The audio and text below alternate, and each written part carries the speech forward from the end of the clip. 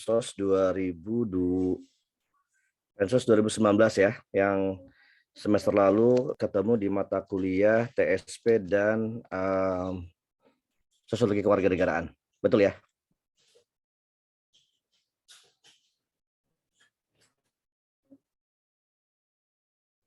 Suara saya kedengeran nggak? Iya Pak, kedengeran Pak. Ya Pak, kedengeran. Kedengeran Pak. Oke, jadi semester ini kita ketemu lagi di mata kuliah Sosiologi Ras dan Suku Bangsa, dan satu lagi mata kuliah Soskot ya, kalau nggak salah ya, dengan kelas ini juga ya? Iya Pak, betul. Oke. Iya betul Pak. Nah, jadi memang setiap tahun, jadi begini, jadi dosen di Prodi Pensos itu memang masih sedikit ya, masih sangat sedikit. Jadi memang setiap semester tuh ya ketemunya dosennya itu aja, itu lagi gitu ya. Saya, siapa, Pak Saifuddin, Pak Tarmiji, Pak Sis ya. Jadi karena dosen masih sedikit, maka frekuensi mata kuliah yang jumpa dengan dosen-dosen itu juga terbatas. Jadi masih berulang dengan dosen-dosen yang sama begitu ya. Nah, mungkin nanti berapa tahun mendatang, mungkin ya 5-6 tahun mendatang, barangkali karena seiring dengan jumlah dosen semakin meningkat, mungkin nanti akan bertambah. Jadi mungkin akan frekuensi bertemunya mungkin semakin berkurang begitu ya. Artinya bahwa setiap dosen itu nggak selalu ketemu dengan kalian. Kayak kita kan ini kan hampir berapa semester ini ya? 3 semester ya. 3 semester ini ketemu terus dengan kalian gitu ya, dengan mata kuliah yang berbeda begitu. Nah, jadi memang ini harus dipahami seperti itu. Jadi pertanyaannya kan kenapa, mungkin kalian akan bertanya-tanya kenapa sih misalnya ketemu Pak Rahmat lagi, ketemu Pak Siswanto lagi, ketemu Pak Ibu ini gitu ya, karena memang dosennya sangat terbatas gitu ya, masih sangat sedikit untuk mampu mata kuliah itu. Tuh, kemudian yang kedua adalah semester ini kita akan belajar mengenai mata kuliah Sosiologi Bangsa atau disebut juga Sosras. Nah, mata kuliah ini tuh sebenarnya mata kuliah yang punya sejarah panjang ya. Punya sejarah panjang itu maksudnya adalah perjalanannya sangat panjang. Kenapa sangat panjang? Karena mata kuliah ini tuh memiliki berbagai macam dinamika dan perubahan, gitu ya. Perubahannya tuh panjang. Dan kebetulan tahun ini saya sedang melakukan riset ya, penelitian tentang mata kuliah ini, mata kuliah Sosras dan Suku Bangsa ini, gitu.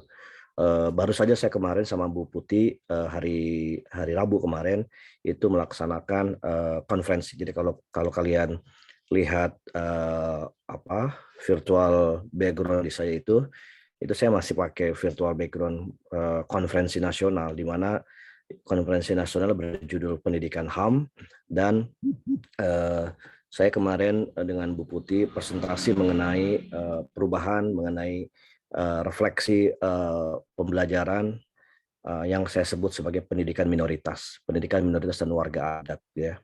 Intinya adalah perjalanan kami ingin menjelaskan mengenai pergeseran perubahan mata kuliah Sosiologi Ras dan Suku Bangsa, yang mana sebelumnya itu disebut dengan hubungan antar kelompok ya, kemudian berubah menjadi hubungan antar kelompok dan gerakan sosial, dan mulai angkatan kalian dan angkatan 2018 ya. Jadi sejak angkatan 2018 berubah menjadi Sosiologi Ras dan Suku Bangsa. Jadi nanti akan berjalan selama 3 tahun, angkatan 2018, angkatan 2019, dan angkatan 2020 ya, itu mata kuliahnya sama, Sosiologi Ras dan Suku Bangsa. Akan tetapi nanti mulai diberlakukan bagi angkatan 2021 ya. Angkatan 2021 itu artinya nanti mahasiswa angkatan 2021 itu mereka akan berubah lagi mata kuliahnya menjadi apa yang disebut sebagai sosiologi etnis ya, atau the sociology of ethnicity. Nah, itu perubahan-perubahan itu gitu ya. Nah, ini kalian adalah angkatan kedua yang mengalami perubahan sosiologi ras dan suku bangsa ya. Jadi sekarang namanya adalah mata kuliah sosiologi ras dan suku bangsa. Nah, saya sendiri sebelumnya adalah mengajar mata kuliah ini cukup lama ya, di mata kuliah ini itu sejak angkatan 2013. sejak mahasiswa angkatan 2013, 2014, 2015, 2016, 2017, 2018 dan kalian 2019. Jadi udah hampir 6 tahun ya, hampir 6 tahun mengajar mata kuliah ini. Jadi itulah yang kemudian saya melakukan penelitian tentang mata kuliah ini karena menurut saya ini menarik, isunya menarik.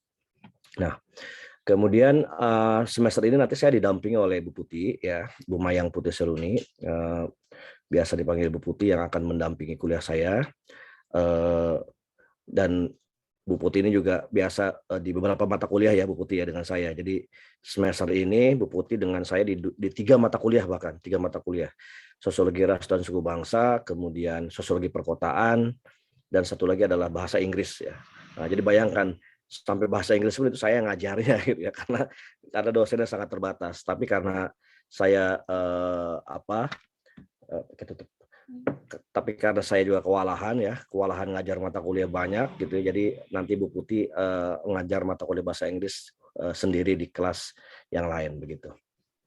Nanti Bu Putih akan karena Bu Putih juga baru join dengan kuliah saya di mata kuliah ini saat sekarang. Jadi sambil kita juga belajar, saya juga belajar, Bu Putih juga belajar, dan terutama kalian ya untuk belajar mengenai topik-topik mengenai ras, suku bangsa, etnis, minoritas gitu ya, yang itu menjadi penting. Nah, sebenarnya kalau kalian masih ingat dengan mata kuliah di sosiologi kewarganegaraan ya, yang saya mengajar kemarin bersama Pak Robert, sebenarnya beberapa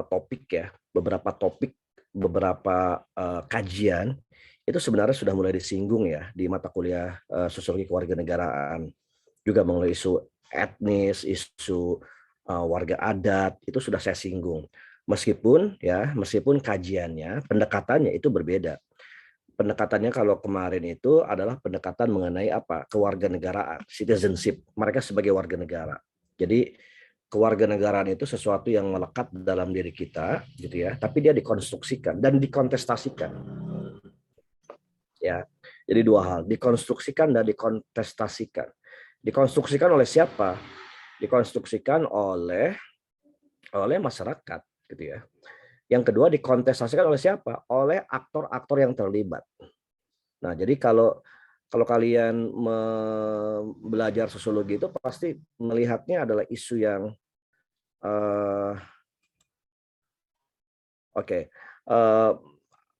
kenapa dikontestasikan? Karena kewarganegaraan itu sesuatu yang barang yang langka gitu ya, barang yang langka dikontestasikan.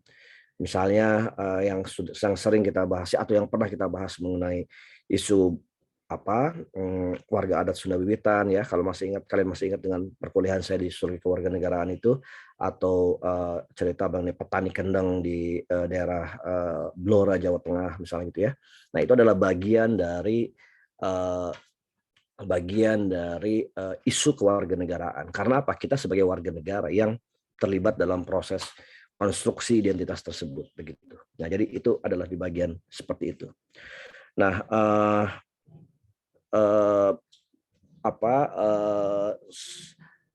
mata kuliah ini biasanya saya ada kuliah lapangan, ada turun lapangan ya.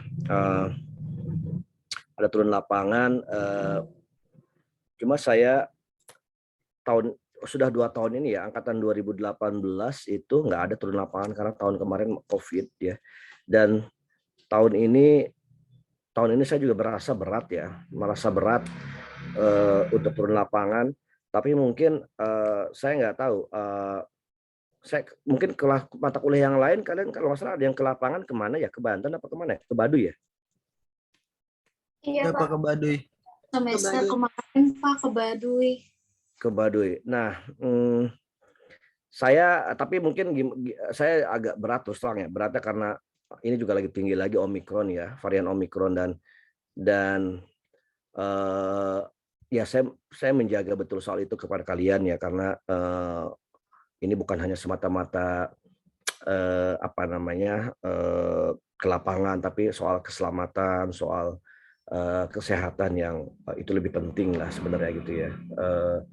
Jadi tahun ini saya juga masih tidak untuk menerapkan turun lapangan karena resikonya sangat tinggi ya menurut saya. Jadi kalau dosen yang lain mereka ke lapangan ya itu keputusan dosen-dosen yang berbeda, tapi secara pribadi saya masih melihat bahwa kesehatan, keselamatan itu lebih penting karena eh, apa namanya lokasinya juga lokasi di yang beberapa daerah yang saya ngeriset juga memang lokasi yang agak jauh gitu ya, terpencil gitu ya. Jadi memang ini lebih resiko di situ sebenarnya gitu ya. Jadi tahun ini saya masih off untuk ke lapangan gitu ya. Tapi nanti kita akan coba modifikasi dan seterusnya. Salah satu modifikasinya adalah nanti mungkin kalian akan sering saya minta atau nggak sering ya, beberapa mungkin akan diminta untuk hadir di webinar ya, termasuk nanti malam. Nanti malam itu kalian wajib hadir webinar yang sudah saya share linknya, flyernya, dan itu sebagai pengganti satu mata kuliah, sama dengan mata kuliah KWN ya, Sosiologi Kewarganegaraan. Jadi ada satu atau dua webinar yang kalian wajib ikuti dan itu nanti akan menjadi pengganti mata kuliah. Kebetulan topiknya pas dengan riset saya, pas dengan perkuliahan saya tentang warga adat Sunda Wiwitan.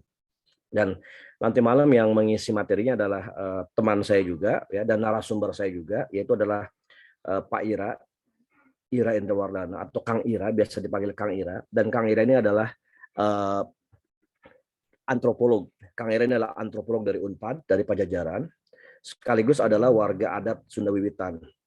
Jadi kalau mahasiswa Pensos yang ke lapangan itu angkatan 2017 atau 2016, 2015 itu 2014 itu pernah ketemu dengan Kang Ira di lokasi pada saat Kang Ira diundang mengisi materi, mengisi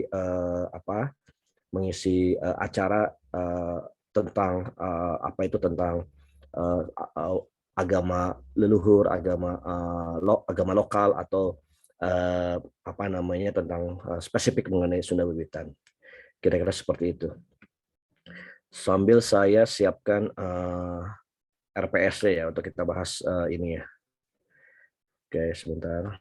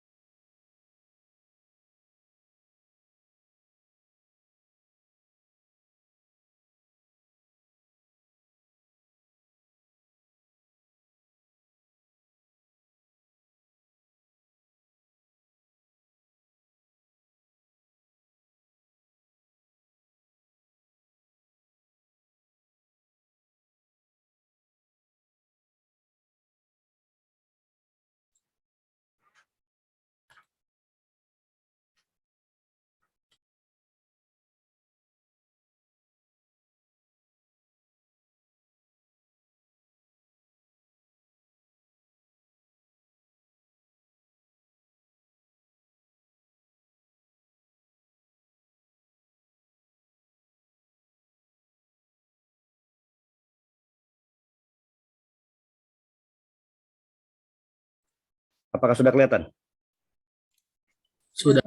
Sudah, Pak. Sudah terlihat, Sudah, Pak. Pak. Oke, ini sebenarnya masih sosiologi etnis ya, angkatan 2021. Tapi saya coba nanti saya rapihkan ya, saya belum ketemu file yang lama. Tapi intinya sebenarnya nggak terlalu jauh perbedaannya. Jadi sebenarnya kita ingin melihat konsep dasar ras, suku bangsa, etnis ya, 3 hal ya. Jadi konsep ras, suku bangsa dan etnis ya.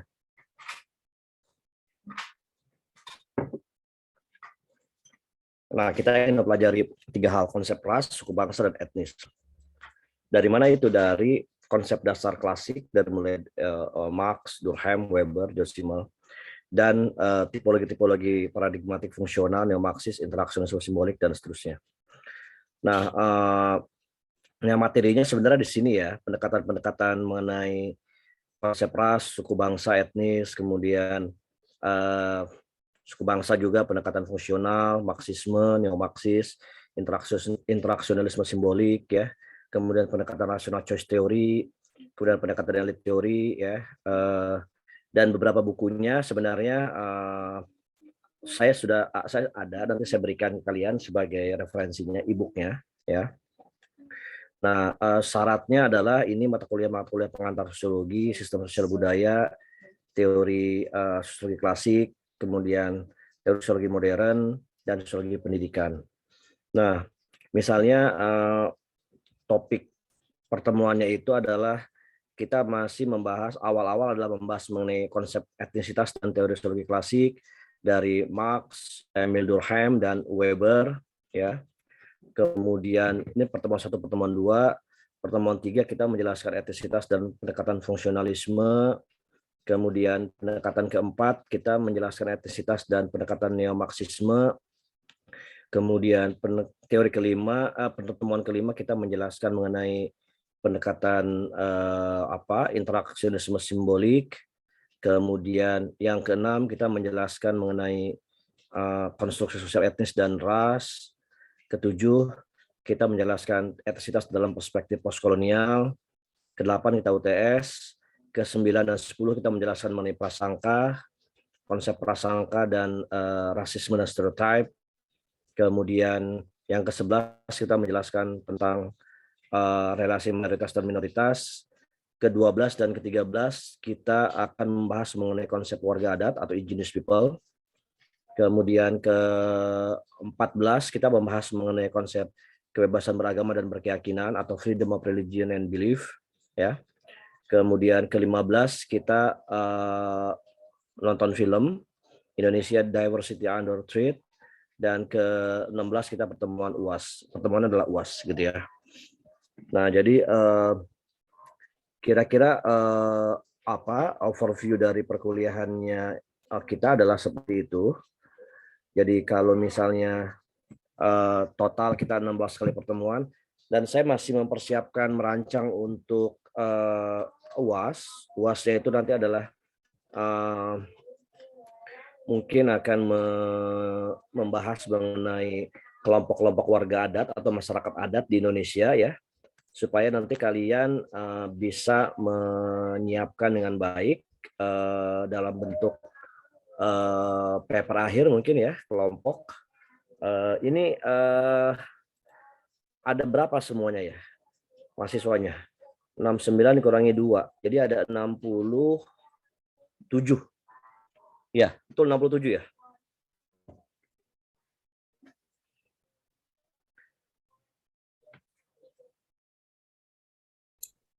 Ini kan satu angkatan, jadi kalau semuanya jadi total 75 orang, Pak.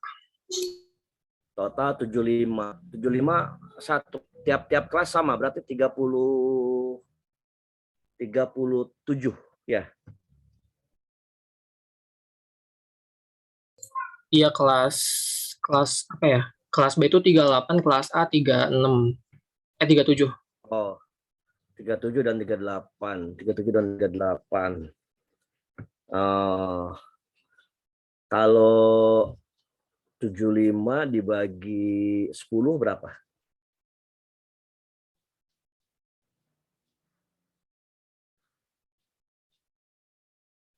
7,5 apa berarti ada yang 7 sama 8, Pak? Terlalu banyak ya. Saya ingin bikin kelompoknya, jadi buat kelompok paper akhirnya. Kalau tiap kelompok 5 orang berarti berapa kelompok? 15, Pak. 15 kelompok ya, 15 kelompok. 15 kelompok. Oke. 15 kelompok. Jadi biar supaya ada 15 paper ya. Jadi nanti tiap kelompok itu membahas mengenai satu warga adat di Indonesia, misalnya Kaharingan atau Parmalim atau apa gitu ya. Dan itu nanti dibuat paper, nanti kita akan kompilasi papernya itu dalam satu buku ya, dalam satu buku. Oh, oke, gini aja.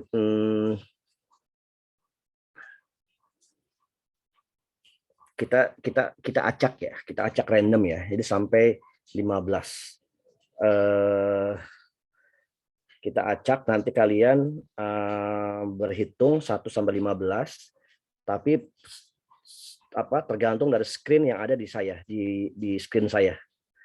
Jadi kalau nanti saya sebut namanya, berarti dia berhitung melanjutkan dari 1, 2 sampai 15. Nanti tiap orang harus ingat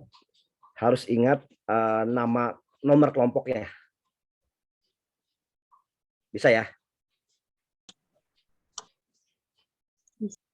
Oke, kita mulai ya.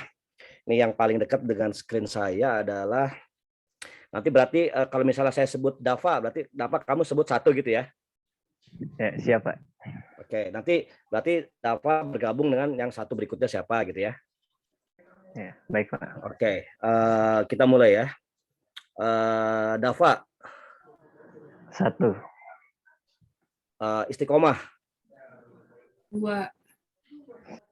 Oke, Hana. 3. Rida. 4. Diana Priska. 5. Andiko. 6. Vio. 7. Daren. 8. Safira. 9. Vina Nurhanifah. 10. Ruri Pratisya. 11. Muhammad Fahrizal. 12. Anissa Ika Putri. 13. Widyana Lestari. 14. Inaka Dwi Citra. 15. Oke, putaran 1 selesai. Kita lanjut ya, putaran kedua. Sylvia Putri. 1. Priscilia Dian. 2. Hasna Hudia. 3. Aya Sofia. 4. Natalia Kristiani. 5. Irviani. 6. Faiz. 7. Sekar Azizah. 8. Fadila Nur Salsabila. 9. Dina Amatul. 10. Amer Sabili. 11. Yuli Ahadianti. 12. Juliana Hutagaul. 13. Aditya Alwianto. 14. Bunga Sintia. 15. Oke, stop. Putaran kedua selesai. Kita lanjut putaran ketiga. Tadi sampai siapa tadi? Sampai Bunga ya. Winda Adisya. 1. Mawar Ningrum. 2. Fatia Yasmin. 3. Putri Ayu, 4. Muhammad Nur Ardiansah, 5. Wardah Hamidah, 6. Dea Cahyani Putri, 7. Amanda Dwi Putri Daisy, 8. Bagas Pramudia, 9. Siti Humairo, 10. Salwadia Zahra, 11. Salsabila Cleopatra, 12. Nisrina Kotrunada, 13. Diaul Aulia, 14. Wirda Azatun Nabila, 15. Wirda berapa? 15. Oke, stop. Tadi putaran keberapa ya? Ketiga ya? Iya. Oke, kita lanjut. Indah Anggita Putri,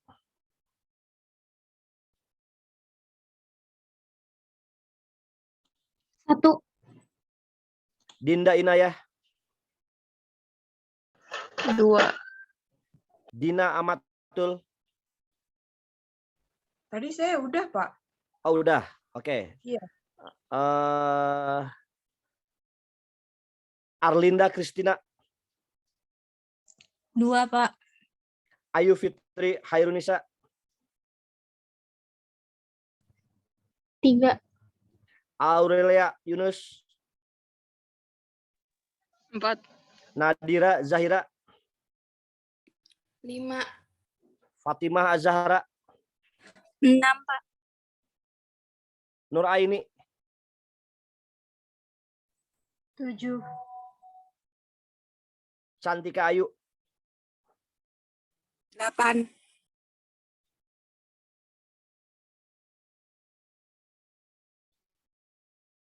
Salsabila udah belum?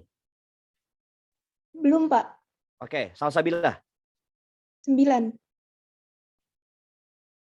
Divya Ayu Prihatina, Hadir, Pak. kamu berapa? Apanya, Pak? Saya Ya, mau baru gabung lagi, Pak. Mohon maaf. Enggak. Kamu baru gabung. Iya. Tadi terakhir siapa? Saya, Pak. 9.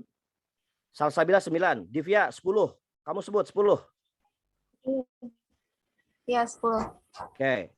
Husnul Khofifah, 11. oke.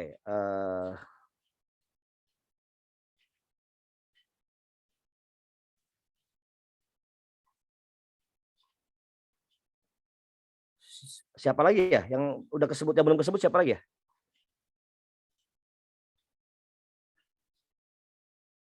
Ada yang belum kesebut nggak? Saya belum, Pak. Saya juga, Pak. Belum, Pak. Oke, sebentar. Yang belum kesebut siapa? Dea, Pak. Nadia, Pak. Anissa, Pak. Olivia, Coba. Pak. Resen, coba Resen. Yang belum kesebut Resen. Belum, Pak. Biar saya lihat.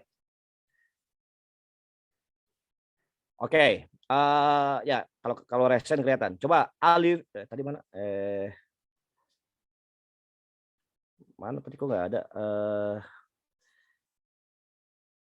Sebentar. Mana yang Resen kok nggak kelihatan?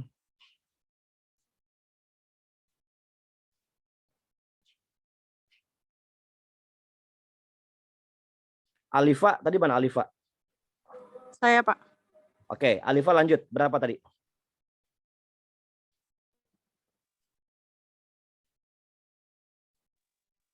Tadi 11. 12, Pak. Oke, Alifa 12. Yang belum lagi siapa tadi? Azhar, Pak. Anissa Maulidia, Pak. Oke, Anissa Maulidia lanjut. 13. Oke. Terus Muhammad Nurholis lanjut. 14. Oke. Terus siapa lagi yang belum? Dea, Pak. Saya, Pak, Nadia. Dea Aisyah, Aprilia, lanjut. 15. Oke. Terus siapa lagi yang belum? Gita, Pak. Rizna Aisyah, Gita. Pak. Oke, Nadia Gita Nadia Rahma. Zara, Pak. 16. Kok 16? Balik lagi dong. Satu. Oh, satu, Pak. Iya, balik lagi ke satu. Kan 15 ini kelompok.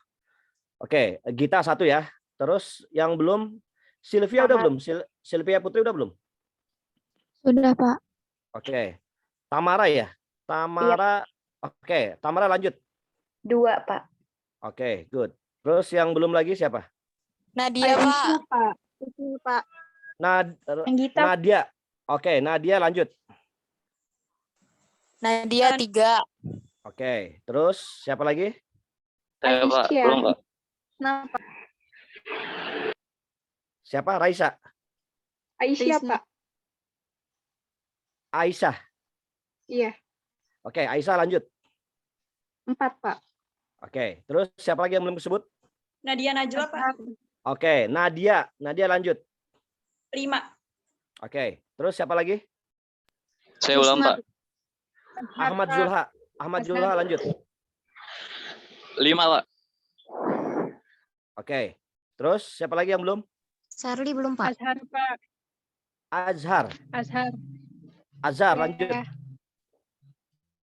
6, Pak. Oke, terus siapa lagi yang belum? Sarli, Pak. Rizna, Pak.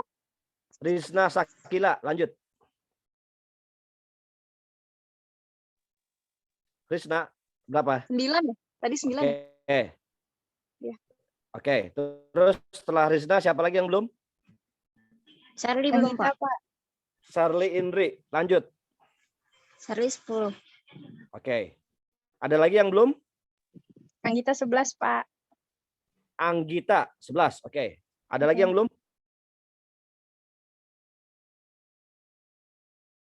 Udah semua ya? Pak Rahmat, mohon maaf Pak. Tadi sebenarnya ada yang ketimpa-ketimpa, ada yang udah nyebut 5, terus dia nyebut 5 lagi. Nah, gimana sih? Kalian harusnya konsen dong, fokus. Yang Izin, ketimpa Pak. siapa? Saran Pak, kalau Saya mohon kita maaf, Pak, tadi, acak Pak. aja Pak. Halo, gimana? Kalau kita acak aja Pak gimana Pak? Soalnya kalau kayak gini kayaknya susah Pak. Ya, yang tadi double siapa coba?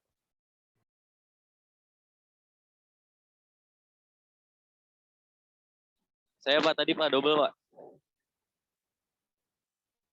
Gini aja, supaya juga saya waktunya efektif. Nanti di list oleh PJ ya 1 1 2 2 siapa, yang double nanti saya akan atur sendiri ya. Oke, nanti setelah selesai kuliah saya minta datanya dari kalian. 15 kelompok siapa aja. Termasuk nanti akan saya tentukan temanya supaya kalian ada waktu sampai dengan 15 kali pertemuan ke depan untuk cari data. Cari data untuk cari informasi sebagai persiapan UAS kalian. Termasuk nanti saya siapkan minggu depan bahan panduannya ya, panduan-panduan untuk penulisan papernya sebagai persiapan UAS kalian. Oke. Nah, saya mau share screen tentang sebentar.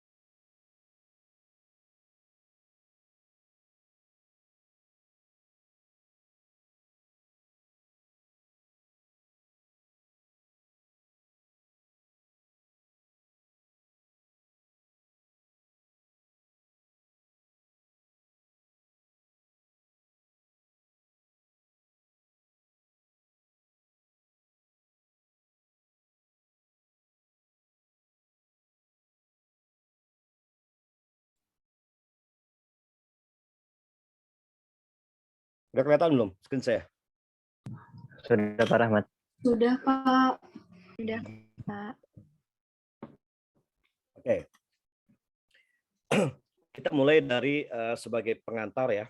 Pengantar kita saya ingin menjelaskan mengenai konsep ethnicity ya secara keseluruhan dalam perspektif klasik, sosiologi klasik.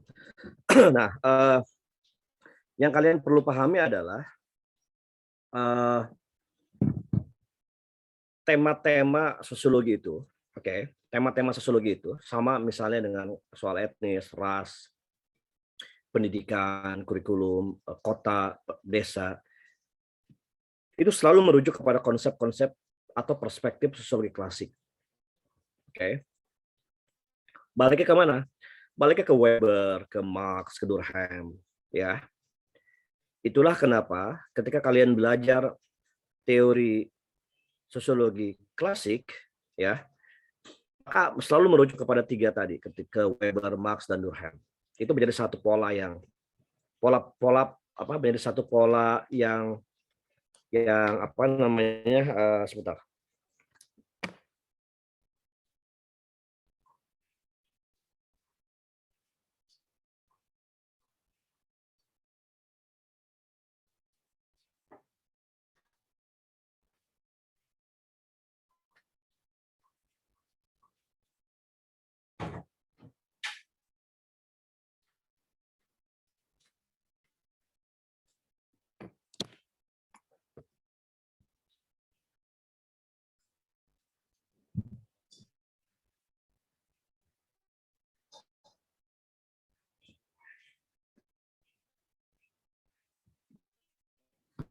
Oke, jadi itulah selalu merujuk kepada pendekatan klasik. Nah, oleh karena itu, saya mengingatkan kepada kalian supaya apa? Supaya jangan lupa dengan perspektif klasik ya yang pernah kita pelajari di perkuliahan TSK sebelumnya gitu ya. Sebagai grand theory itu apa? Untuk melihat tentang tema-tema yang lebih spesifik ya mengenai agama, ras, gender, mengenai pendidikan, kurikulum dan seterusnya gitu ya. Jadi kalau kalian masih ingat dengan skema atau tabel yang pernah saya berikan itu sebenarnya di situ di bagian itu yang menjadi penting untuk kita pelajari gitu ya, untuk melihat lebih luas penjelasannya begitu. Oke, kita lihat. Nah, jadi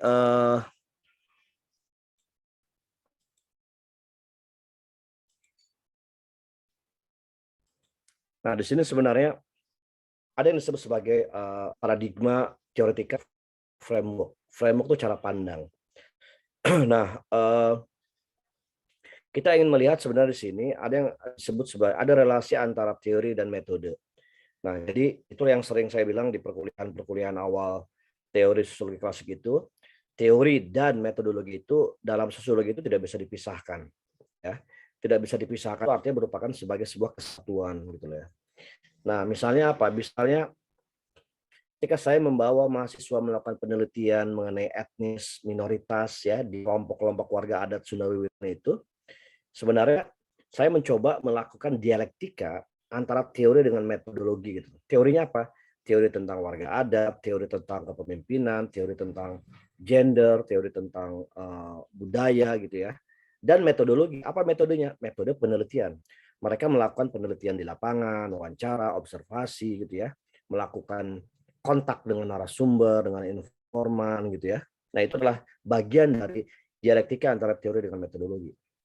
Jadi sekali lagi perlu disampaikan kepada kalian bahwa teori dan metodologi itu dalam sosiologi itu adalah satu kesatuan yang tidak bisa dipisahkan. Ya, jadi selalu teorinya apa, metodologinya apa, metodenya apa, teori metodologi gitu. Jadi ketika mahasiswa turun ke lapangan itu misalnya, ketika saya membawa mahasiswa ke lapangan itu pasti akan selalu berbicara 2 hal itu, teori metodologi gitu ya. Nah, di sini ada yang disebut dengan konsep. Konsep itu adalah bangunan dari teori atau bangunan dari definisi-definisi tertentu yang itu muncul ada dalam sosiologi gitu ya. Konsep apa misalnya? Konsep mengenai ras, itu kan ras ya. Etnis, suku bangsa, minoritas ya, warga adat ya. Itu kalian hari ini sudah mulai mendapatkan konsep-konsep baru. Ya, tadi yang saya sebutkan dalam perkuliahan, dalam RPS itu apa? Prasangka, stereotype gitu ya. Kemudian minoritas, itu konsep disebutnya. Kebebasan beragama, berkeyakinan gitu ya. Kemudian apalagi kebebasan beragama, berkeyakinan. Kemudian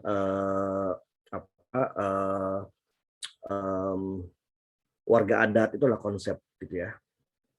Nah, lalu apa dari konsep sosiologis itu bisa mengembangkan proposisi gitu ya. Proposisi untuk atau tentang bagaimana dunia sosial itu bekerja.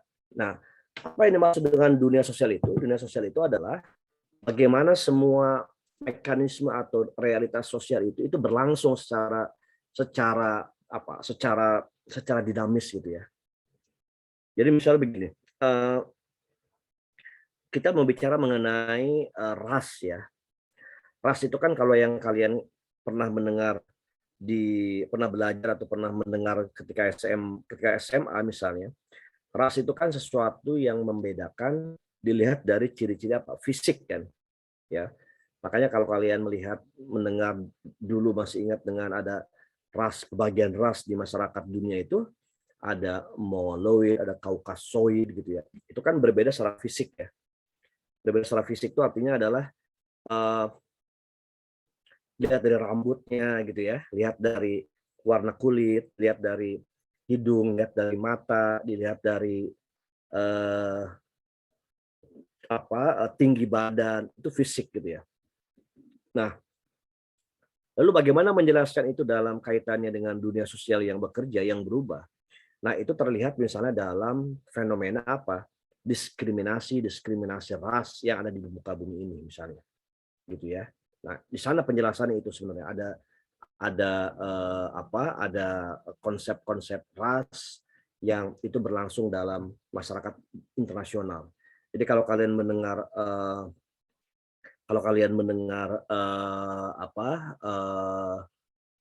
rasisme misalnya, nah itu berlangsung dalam dunia sosial yang bekerja di situ sebenarnya gitu ya.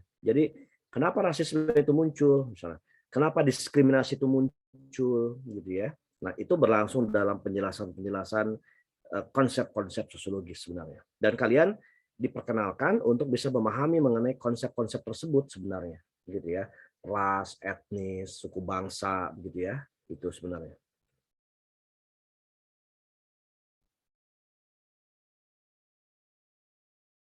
Nah, di sini sebenarnya. Ada yang disebut dengan theoretical orientation atau orientasi teoritis ya. Ada yang disebut dengan formalized proposition, itu adalah hipotesis ya, seperti contohnya adalah ethnicity, stratifikasi, dan institutional completeness ya. Nah, etnisitas itu adalah konsep hipotesis yang itu berlangsung secara formal atau konsep-konsep formal. Etnis itu apa? Etnis itu membedakan secara kultural. Misalnya, kalau di antara 70 orang ini misalnya, etnisnya apa? Misal dari mana? Oh, ini orang Sunda, oh ini orang Jawa, orang Minang, orang Bugis, orang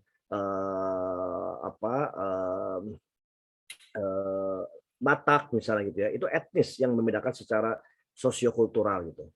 Dia boleh tinggal di Surabaya, tapi etnis dia itu adalah Minang gitu loh, ya.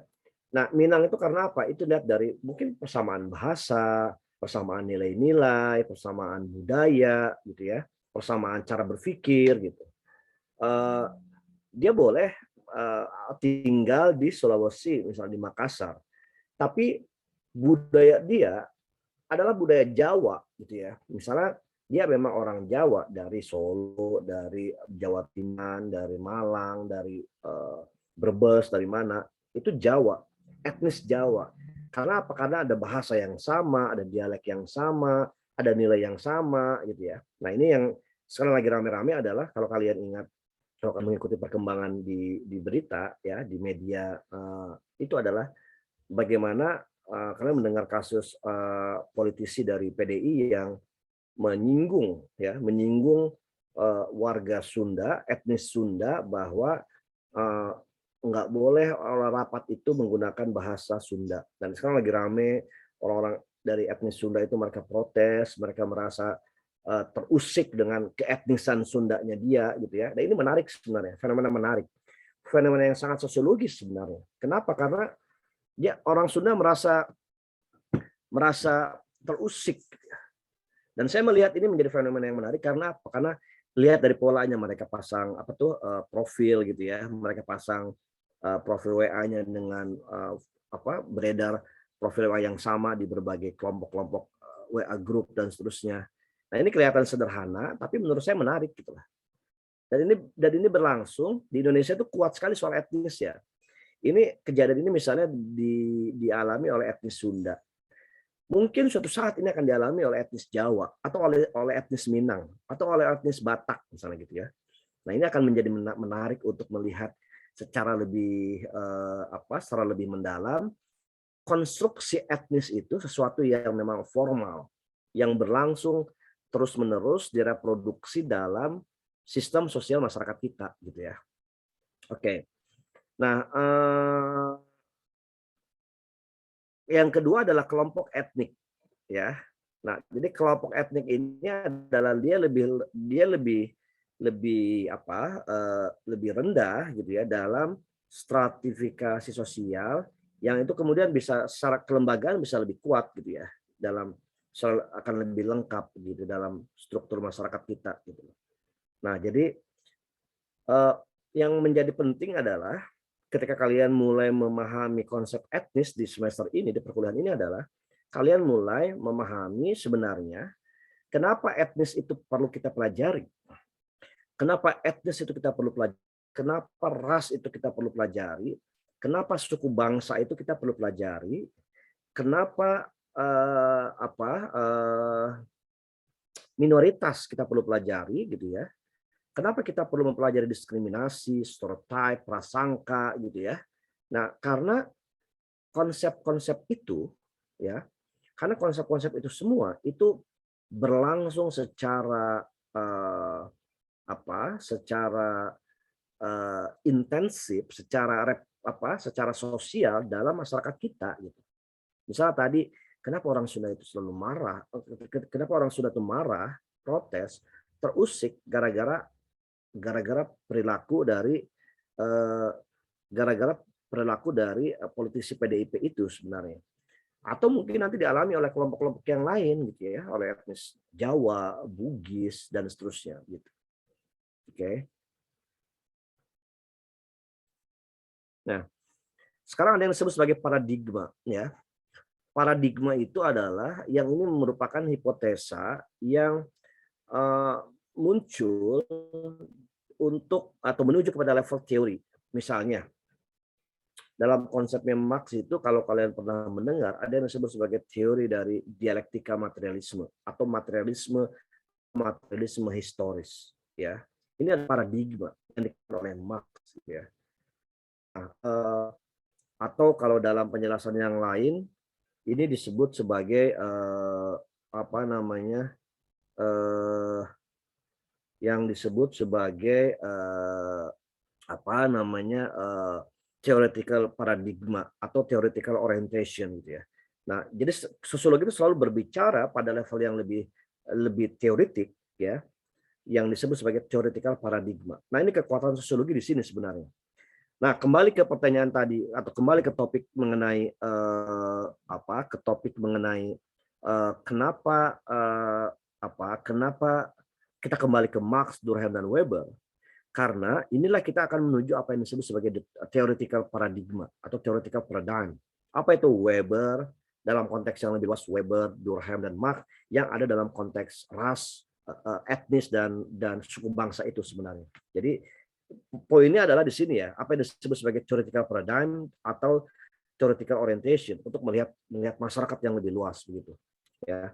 Nah, tadi saya menyebutkan contoh adalah mengenai warga etnis Sunda yang terusik ketika kasus itu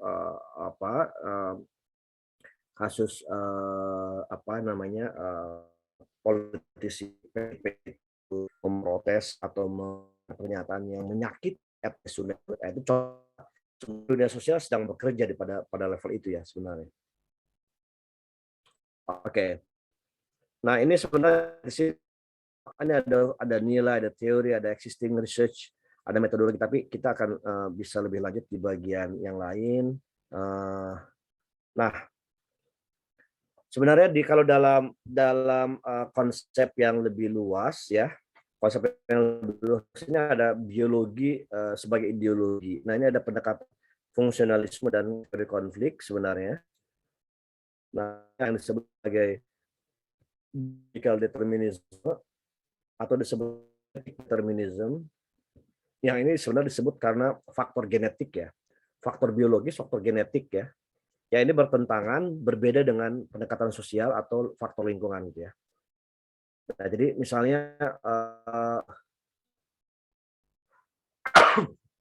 misalnya adalah apa namanya, misalnya itu atau etnis itu penjelasan faktor ya, karena faktor biologis, karena faktor keturunan, genetik ya, genetik misalnya gitu. Itu ada penjelasannya. Jadi ada posisi biologis, ada faktor biologis, ada faktor sosial atau lingkungan yang membedakan dari konstruksi etnis atau ras tersebut gitu ya. Nah, ini terkait dengan dengan nature, alam ya. Ada eksplanasi natural, ada penjelasan biologis gitu ya. Jadi penjelasan biologi natural atau biologis atau genetik, ada faktor sosial, ada faktor lingkungan gitu ya. Nah, ini nanti kita akan bahas sebenarnya di perkuliahan berikutnya, di pertemuan berikutnya. Tapi saya hanya menjelaskan secara singkat aja mengenai apa yang disebut sebagai fungsionalisme itu ya. Fungsionalisme sebagai sebuah perspektif sebenarnya sering kita bahas di pertemuan-pertemuan yang sebelumnya ya. Jadi pendekatan fungsionalisme ini adalah pendekatan yang salah satu pendekatan yang paling kuat, paling sentral dalam sosiologi selain pendekatan teori konflik ya atau marxisme. Jadi ada 3 pendekatan yang paling kuat. Satu adalah fungsionalisme, kedua adalah konflik, yang ketiga adalah pendekatan dari interaksionisme simbolik ya. Nah, ini juga masih pendekatan biologis sebenarnya. Jadi ini terkait dengan genetik, kemudian dari pendekatan ability, kemampuan, kemudian yang dikonversikan ke dalam pembedaan status sebenarnya gitu. Ini masyarakat kemudian secara natural itu ketimpangan sosial itu adalah sesuatu yang tidak bisa dilepaskan ya, dipisahkan gitu ya. Nah, ini social equality atau kesetaraan sosial itu adalah berdasarkan dari mana? Dari faktor biologis, dari sesuatu yang secara impossible itu karena biologis gitu ya. Nah, ini sebenarnya lebih kepada penjelasan dari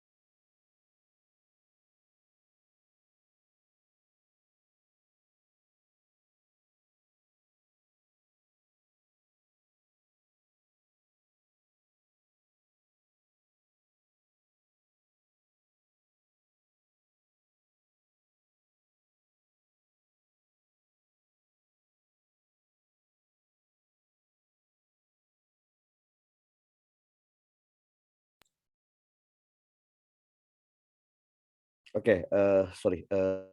Ada keluar. Jadi nanti kita akan membahas mengenai konsep juga mengenai biologis ya, konsep biologis yang salah satu penjelasan mengenai gitu ya, suku bangsa atau etnis gitu ya.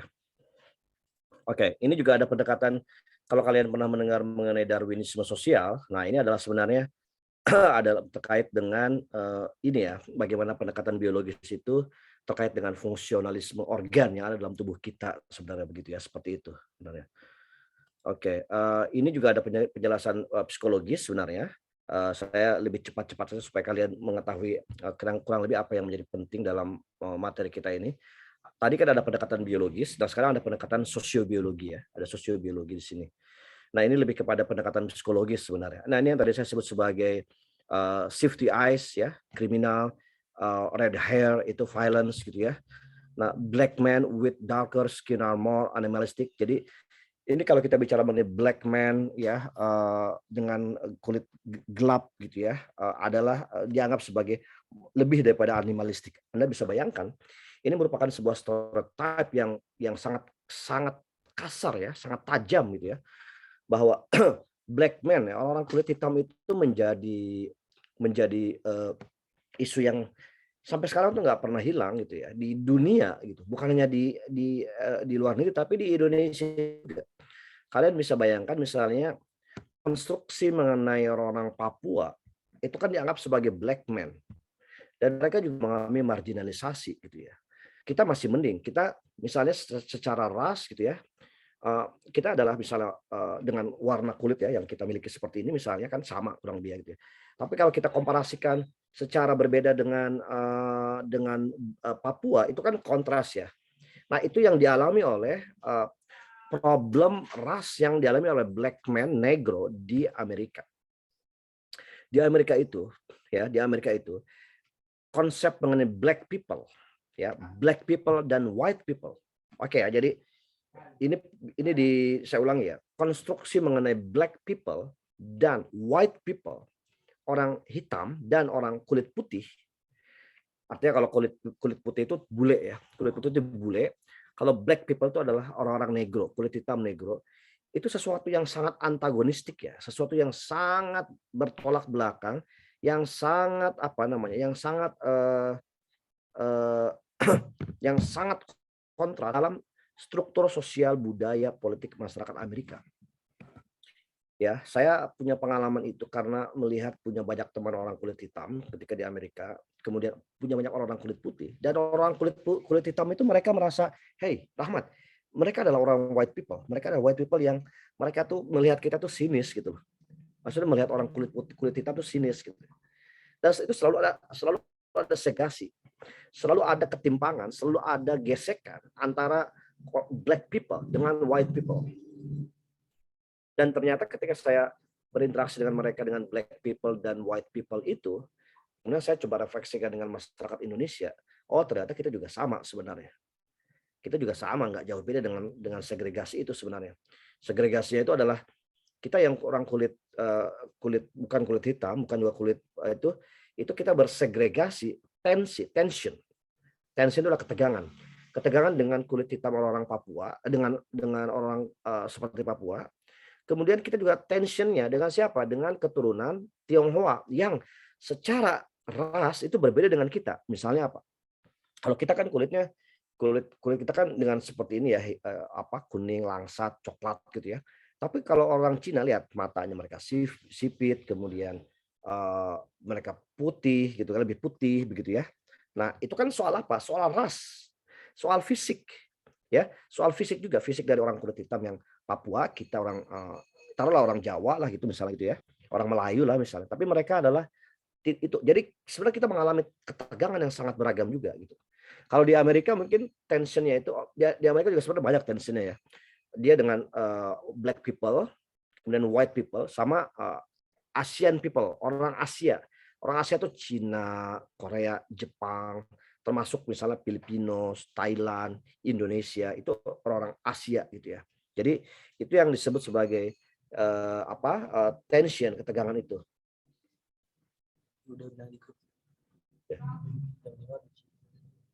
Oke, jadi itu penjelasan di situ ya mengenai black people, white people gitu ya. Nah, kalian sudah bisa memahami konstruksi atau konsep mengenai apa yang disebut sebagai black people atau white people atau Asian people gitu ya.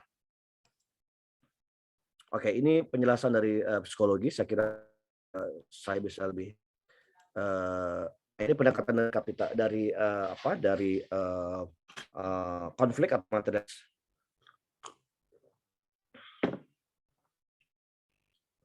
Nah, ini kebudayaan atau budaya itu adalah mempromosikan ketimpangan. Nah, nanti kita akan bahas di bagian pendekatan konflik atau Marx ya di pertemuan berikutnya. Nah, bicara soal patriarki. Jadi kalau yang paling penting kan di Indonesia kan kita mengalami patriarki ya. Patriarki sistem keturunan yang merujuk kepada laki-laki lah, patriarki gitu ya. Nah, ini yang sering kita bahas mengenai historical materialisme dan hierarki. Nah, ini juga terkait dengan ras, dengan etnis sebenarnya gitu ya. Suku bangsa, minoritas gitu. Nah, kapitalisme adalah hanyalah salah satu dari mode historikal dari produksi ya, historis produksi itu. Nah, ini teori konflik sebenarnya.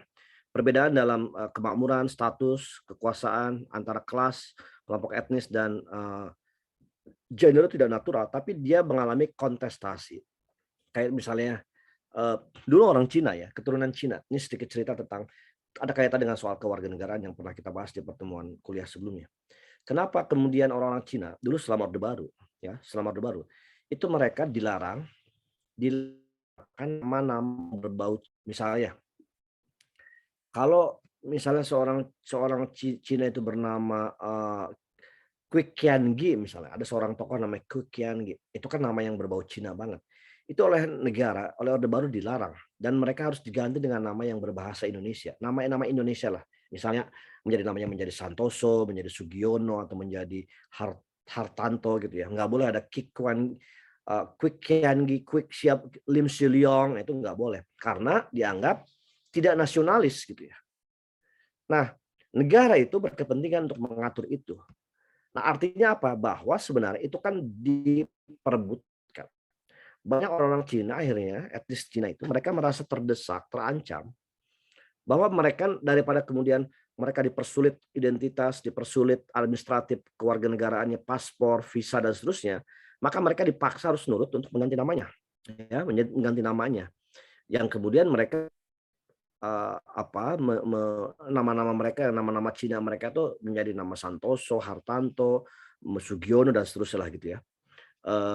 Artinya apa sebenarnya? Itu sebenarnya adalah ketimpangan. Dikonstruksikan oleh siapa?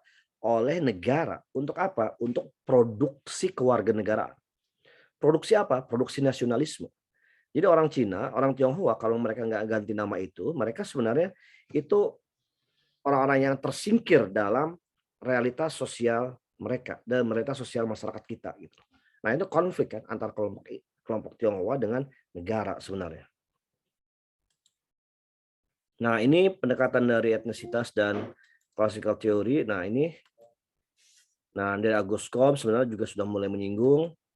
Nah, ini positivisme, sains, teori saya kira lebih. Nah, ini dari mulai Durkheim, Marx, Weber sebenarnya.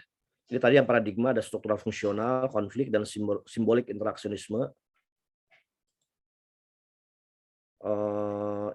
Ini sebenarnya sama masih dengan paradigma dasar.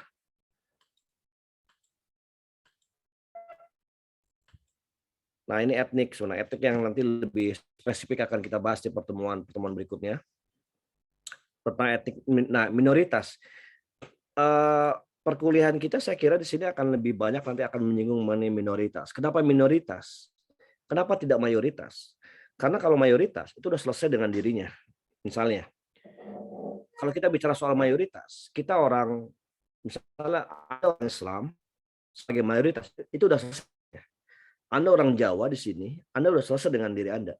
Tapi kalau minoritas itu sesuatu yang tidak pernah secara konseptual dan secara empiris, sesuatu yang tidak pernah tuntas secara minoritas. Apa hak minoritas? Mereka mengalami diskriminasi, mereka mengalami stereotype, mereka mengalami marginalisasi gitu ya. Nah, itu yang disebut dengan konsep minoritas. Makanya kemudian saya menyebutnya sebagai apa? Pendidikan minoritas. Supaya apa? Supaya kita itu bisa memahami relasi antara mayoritas dan minoritas. Satu, kedua, kita memahami bagaimana marginalisasi kelompok minoritas. Yang ketiga, kita bisa membangun empati dengan kelompok-kelompok minoritas. Begini kira-kira logikanya. Ketika saya di Indonesia, saya sebagai mayoritas, saya seorang Muslim, orang warga negara asli gitu ya. Tapi ketika saya di luar negeri, saya sebagai minoritas. Saya seorang Islam, di luar negeri adalah mereka Kristen, ateis misalnya. Dan kemudian saya adalah orang Indonesia yang secara populasi juga sedikit, dan itu menjadi minoritas. Artinya apa? Saya merasakan sebagai seorang minoritas di luar negeri. Tapi bagi orang-orang, kebanyakan kita kan tidak merasakan sebagai seorang minoritas. Merasanya bahwa kita adalah jumawa, superior sebagai seorang mayoritas, kemudian orang sewenang-wenang untuk bisa melakukan, menekan, mengeksploitasi dari kelompok-kelompok minoritas. Tapi ketika Anda pernah merasakan sebagai seorang minoritas, maka Anda akan merasakan bagaimana menjadi seorang minoritas di negeri yang mayoritasnya berbeda. Gitu. Ketika saya dulu kuliah di Perancis, saya seorang minoritas. Saya jadi seorang Muslim, cari tempat-tempat restoran halal, tempat-tempat penjualan daging halal, misalnya gitu ya. Ketika saya studi di beberapa negara di Eropa, di Asia, di Amerika, itu juga sama. Harus merasakan sebagai seorang minoritas. Susah cari masjid, susah cari musola, susah cari tempat makan halal gitu ya. Ada tempat makanan halal, daging halal, tapi jauh dan mahal pula gitu kan. Jadi akhirnya kemudian ya, kita makan daging ayam gitu ya, daging ayam yang tidak disembelih halal, tapi buat itu udah lebih yakin gitu. Udah lebih yakin bahwa yang penting tidak dengan babi atau apa misalnya gitu. Nah, itu kan seorang minoritas bisa menghargai itu ya. Itu penjelasannya. Nah, Durkheim concern dengan sosial solidaritas. Oke, saya kira ini sudah jelas di bagian sebelumnya. Kalau kalian pernah mendengar mekanik organik, nah Durkheim ada di bagian itu sebenarnya. Nah, Marx concern dengan kelas sosial dan juga terkait dengan soal apa? Soal ras, soal etnis. Ketika Marx berbicara mengenai sosial kelas sosial dari siapa? Dari kelompok buruh, proletar. Sebenarnya mereka juga adalah bagian dari kelas-kelas etnis tertentu sebenarnya, gitu ya. Nah, itu adalah produksi mengenai ras dalam perspektif kelasnya Marx sebenarnya. Nah, Weber dia berbicara mengenai status grup seperti etnis ya. Nah, di sini sebenarnya Weber merupakan juga concern-nya Weber mengenai etnisitas. Kemudian nah, ini yang menarik. Pertanyaan adalah apakah dia berbicara dengan hantunya Marx sebenarnya seperti itu? Itu menarik ya, kita diskusikan ya. Nah, Marx percaya, dan ini kan yang saya sebut sebagai kelas proletar itu ya, merupakan, tapi Weber di satu sisi dia melihat bahwa isunya itu lebih kompleks ya, isu soal ethnic group ya. Jadi Weber dia bicara dalam konteks proletar, dalam kelompok etnis sekte Calvin ya, sekte Calvin. Dia melihat bahwa itu lebih kompleks sebenarnya dibandingkan yang semata-mata mengenai hanya mengenai proletariat sebenarnya. Nah, ini kata Weber, ethnic group itu adalah menunjukkan bahwa sebenarnya sebagai pada hati yang ada variabel-variabel yang terkait ya, seperti ras, budaya, tribe itu adalah orang-orang yang asli ya, orang-orang primitif, orang asli, nasionalisme ya, atau agama sebenarnya. Misalnya adalah ketika kita bicara mengenai etnik, misalnya adalah taruhlah Batak ya, etnis Batak atau Minang, itu kan dia punya relasi yang kuat dengan ras, dengan agama. Misalnya kalau etnis Batak itu dia punya identik yang kuat dengan misalnya Kristen, agama Kristen, atau Minang. Ketika bicara soal etnis Minang, maka dia punya relasi yang kuat dengan agama apa Islam misalnya begitu ya. Nah itu di bagian itu sebenarnya. Weber melihat bahwa satu yang lain tidak bisa dipisahkan ya, karena dia satu kesatuan gitu ya. Tidak bisa diisolasikan, terpisah lah gitu ya. Nah, ini ada bicara soal etnisitas dari 5 faktor ya. Ada ras, biologi, ada budaya dan kesadaran. Kemudian ada tribe ya. Tribe itu adalah kelompok-kelompok primitif ya. Secara konseptual ada orang menyebutnya tribe, ada yang menyebutnya adalah indigenous people ya. Ada yang menyebutnya First Nation dan beberapa konsep yang lainnya. Ada tribe, nah dengan agama, kemudian ada nasionalisme dan universalisme. Sebenarnya di situ. Nah ini ada kaitan dengan dengan ras dan tadi keturunan, faktor biologis ya. Nah sebenarnya di bagian Weber ya, di bagian Weber. Ini ada biographical divisions. Nah ini yang tadi saya sebut sebagai ada beberapa ras ya. Negroid. Jadi kalau kalian pernah mendengar negro ya, negro, oh dia orang negro, misalnya di Indonesia sekarang udah banyak juga ya orang-orang Afrika di Tanah Abang, orang Nigeria, orang mana. Nah itu kan rasnya namanya negroid ya. Makanya disebut dengan black. Jadi kalau kalian pernah mendengar negro orang negro, itu sebenarnya namanya dari nama negroid ya, nama ras. Kemudian ada mongoloid ya, yellow. Dan ada Caucasoid. Nah ini adalah tiga ras yang secara geografikal ini membedakan ya, Negroid, Mongoloid, dan Caucasoid. Nah kita Indonesia, orang Indonesia Melayu ini ada di mana posisinya? Makanya kita Melayu ini sebenarnya secara fisik ya, ras itu kita kan Melayu atau hampir sama dengan kelompok negara-negara yang lain, taruhlah Malaysia atau Asia Tenggara lah. Makanya di luar negeri itu misalnya kita ini selalu dibilang mirip dengan wajah kita ya, fisik kita mirip dengan orang Malaysia, bahkan orang Thailand, bahkan orang Vietnam. Jadi saya cerita ketika saya di Prancis dulu, itu saya pernah dibilang berapa kali orang mirip, saya dibilang orang Vietnam. Ya. Jadi suatu saat saya di bis kota, lagi awal-awal saya di Prancis tahun 2011, itu ada orang penumpang di dalam bis kota. Ya ketika saya berdiri pulang dari kampus, ceritanya sore, bisnya agak penuh, terus ada seseorang tuh liatin wajah saya terus gitu loh, liatin terus sambil senyum sendiri gitu. Terus dia nanya, kamu Vietnam ya? Kamu orang Vietnam ya? Terus pakai bahasa Prancis ya. Saya bilang, no, saya bukan Vietnam. Tapi dia masih kekeh gitu, bahwa kamu Vietnam ya? Kamu orang Vietnam? Terus saya bilang, no, saya bukan orang Vietnam, saya Indonesia. Oh, katanya, I see gitu kan. Terus saya balik tanya, kenapa kamu bilang saya orang Vietnam? Kata dia orang bule ya, maksudnya dia orang bule. Kata dia, karena wajah kamu mirip orang Vietnam, seperti kebanyakan orang Vietnam. Karena mungkin saya nggak terlalu tinggi gitu ya, saya pendek, kemudian kulit saya juga coklat begini gitu kan, dan dia mengira bahwa wajah saya itu kayak wajah orang Vietnam gitu ya. Jadi, nah itu kan lihat dari mana? Dari fisik kan, dari fisik gitu ya. Atau misalnya kalau kalian yang cewek-cewek ini yang berhijab misalnya gitu ya, termasuk Bu Putih misalnya, itu kalau kalian di luar negeri itu mungkin banyak orang yang mirip bilang kalian itu mirip orang Malaysia dari pakai hijabnya gitu ya, pakai hijabnya itu kelihatan orang Malaysia.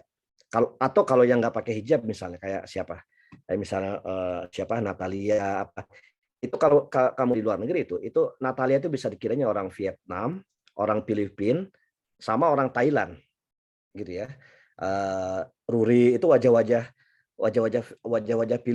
Filipinos disebutnya. Orangnya dipanggil Filipinos. Itu wajah-wajah Filipin tuh, Ruri, ya, Natalia gitu ya. Karena kenapa orang selalu salah mengira itu? Karena fisik kita mirip. Jadi saya pernah berapa kali gitu, maksudnya di luar negeri itu salah nyebut juga. Ada cewek-cewek berjilbab gitu ya, hijab. Terus tapi saya coba amatin dulu, dia ngomongnya gimana gitu ya. Kalau dia ngomongnya Melayu gitu, berarti Malaysia.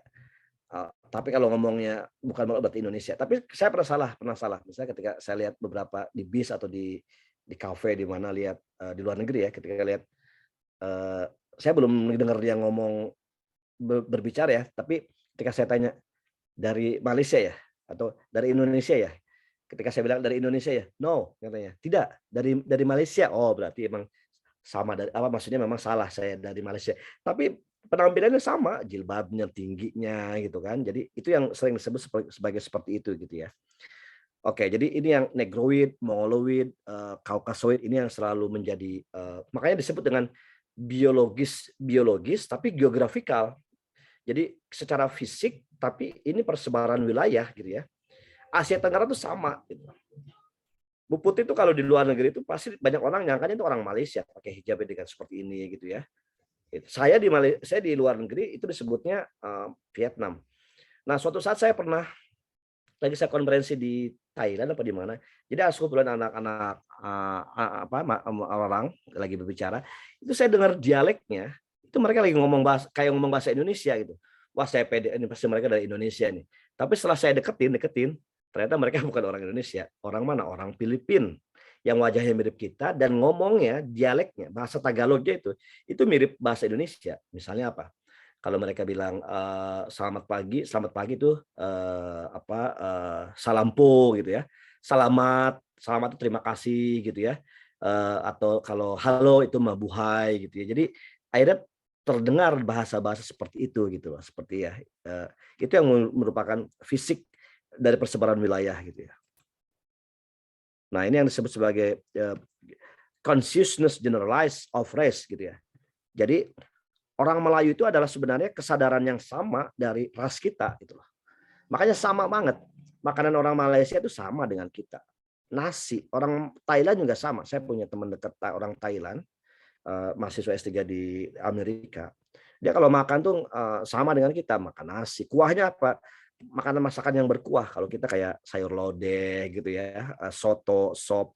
Mereka juga sama, sop, soto gitu yang berkuah-kuah, kari-kari gitulah gitu kan.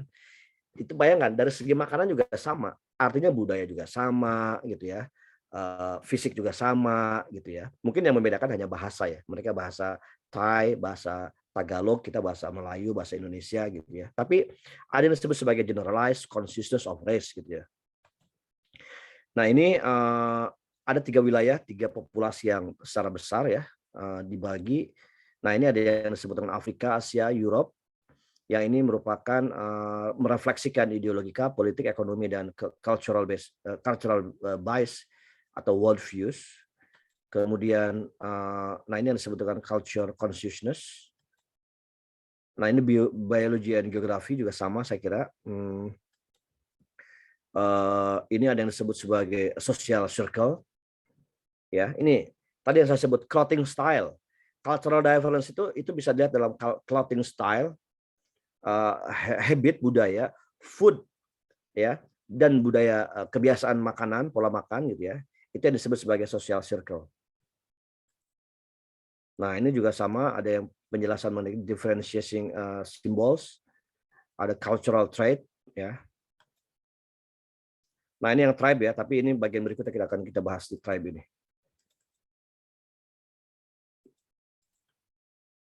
Oke, nanti kita bahas di bagian berikutnya. Nah, itu kira-kira penjelasan itu ya. Sebenarnya itu menunjukkan bahwa kita selalu menarik bicara soal ras, soal suku bangsa, soal etnis gitu ya. Nah, pertanyaannya begini. Pertanyaan pentingnya adalah kenapa ras, etnis dan suku bangsa itu dipelajari secara sosiologis? Karena apa? Karena ras dan etnis itu adalah sesuatu konsep yang mengalami kontestasi gitu ya. dan selalu dipertanyakan, bukan sesuatu yang hidup, bukan sesuatu yang mati. Misal begini, kalau saya tanya di sini, misalnya, Hasna Hudia, kamu orang mana? Kalau ditanya etnisnya. Jawa. Jawa, oke. Amer, kalau kamu ditanya etnisnya orang mana, Amer? Betawi, Pak. Betawi, oke. Nisrina, kalau kamu ditanya etnisnya orang mana? Jawa, Pak. Jawa, oke. Coba, ada nggak yang selain Jawa? Yang Minang siapa? Yang Minang di sini? Saya, Pak. Siapa? Sylvia? Iya, Pak. Oke, Sylvia, kalau ditanya etnis, kamu jawabnya Minang ya? Oke, ada yang di luar Jawa, Minang, Betawi, ada lagi? Sunda, ada Sunda? Saya, Pak. Ada, Pak. Oke, Dava sama siapa? Widya atau siapa tadi? Iya, Pak. Oke, di luar Sunda ada lagi nggak? Yang mana ya? Oh, Batak ya, si Jul ya? Jul, mana Jul? Juliana. Saya, Pak. Oke. Yang di luar itu ada lagi nggak? Di luar Batak itu ada lagi nggak? Jawa di luar Betawi gitu?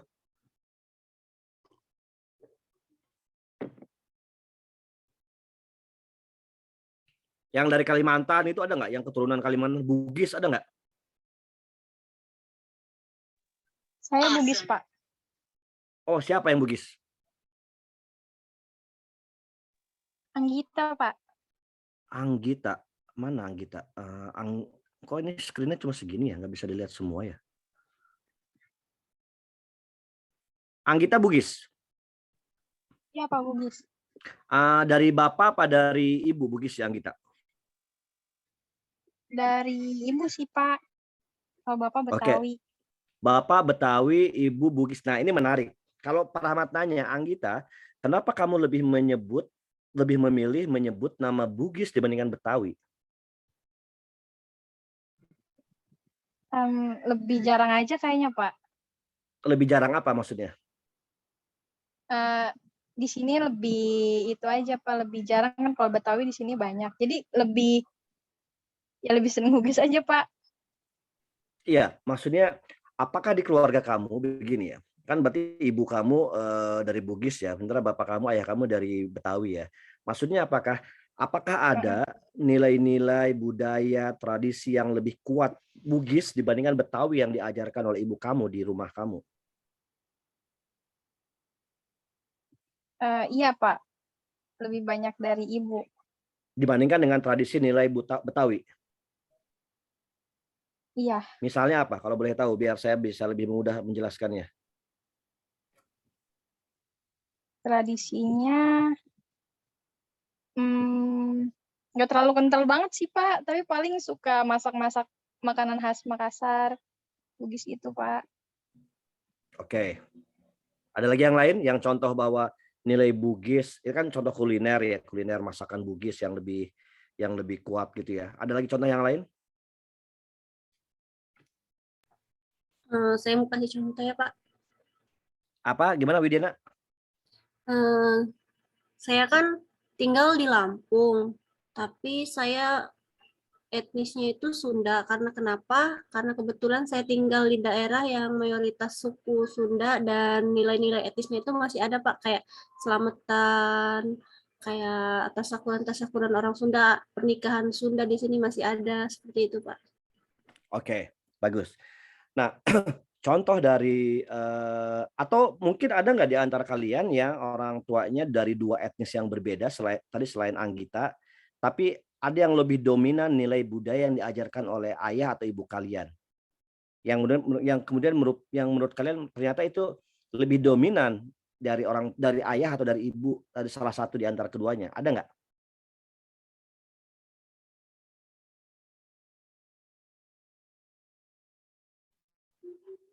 Ada, Pak. Siapa? Irviani ya?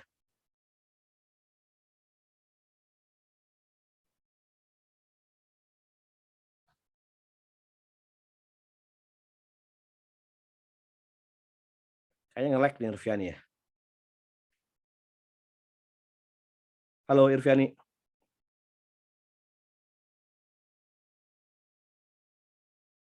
Nggak yang like ya. Nah, yang menarik adalah tadi ketika misalnya contoh Anggita bapak ayahnya adalah Betawi, ibunya adalah Bugis. Nah, sebenarnya itu menunjukkan bahwa etnis ya, konsep etnis dalam keluarga Anggita itu sebenarnya sedang berkontestasi gitu loh. Sedang berlangsung, mana yang lebih dominan? Apakah nilai budaya tradisi Betawinya atau nilai tradisi atau budaya Bugisnya? Nah, itulah yang kemudian itu adalah masalah sosiologis sebenarnya. Cuma kadang-kala pasti kalian nggak merasakan itu gitu.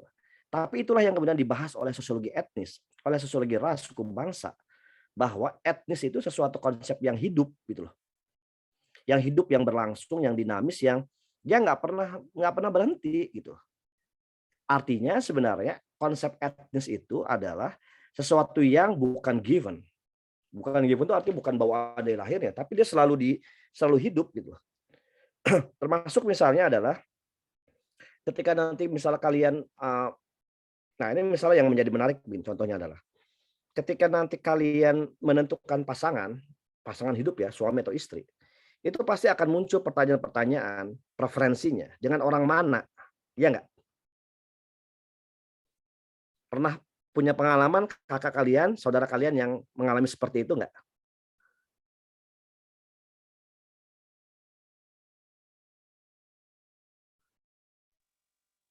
Pernah Pak ditanyain. Ditanyain Kalau gimana? kebanyakan, ya kalau orang Bugis tuh kebanyakan ditanyain kayak orang mana orang Bugis bukan gitu. Kalau orang Bugis sebaiknya jangan gitu Pak. Apalagi kalau di keluarga saya itu Pak kayak ada peraturan gitu Pak, nggak boleh, maaf ya ini bukan nyindir atau gimana Pak. Ini kan karena emang dari perspektif keluarga aja sih Pak, katanya kalau keluarga Bugis tuh jangan sampai milih orang Minang atau Padang, maaf ya yang orang Minang atau gimana. Ini bukan mau menjelek-jelekan, tapi ini emang perspektif dari keluarga aja sih Pak, makanya itu Pak kayak gitu.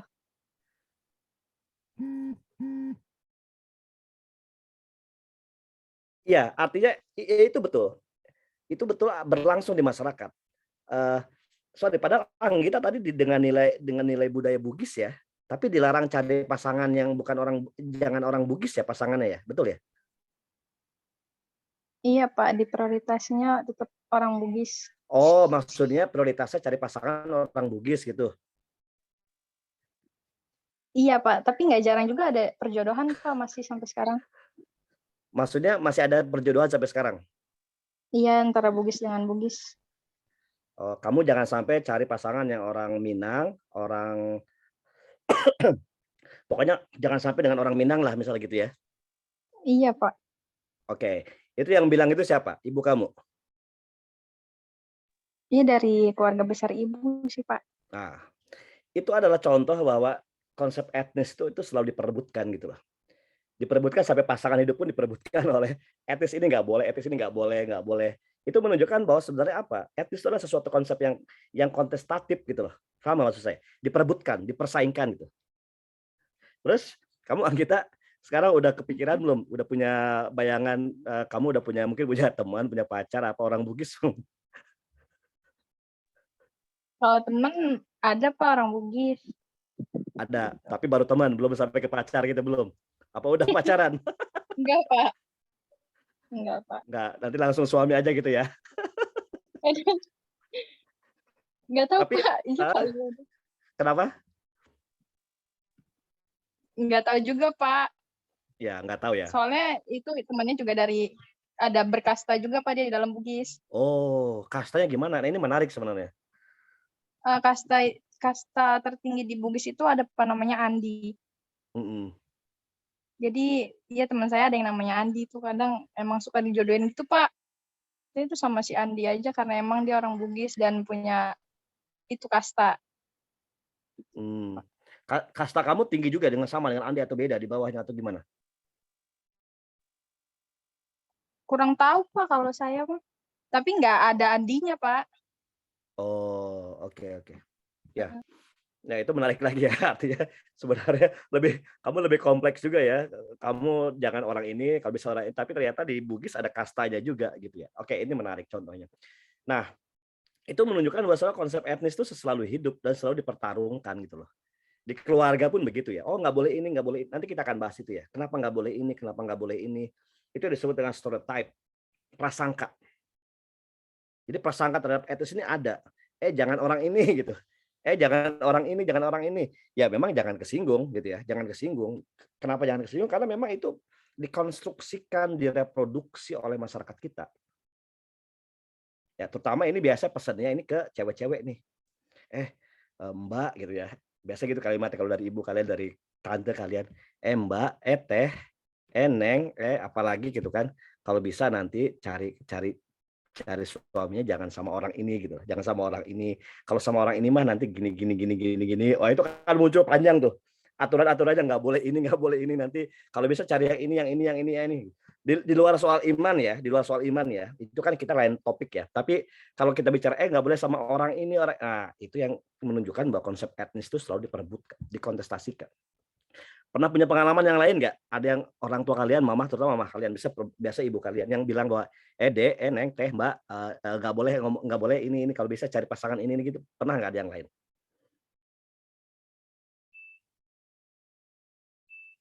Pernah, Pak. Siapa nih yang jawab nih? Saya Amanda, Pak.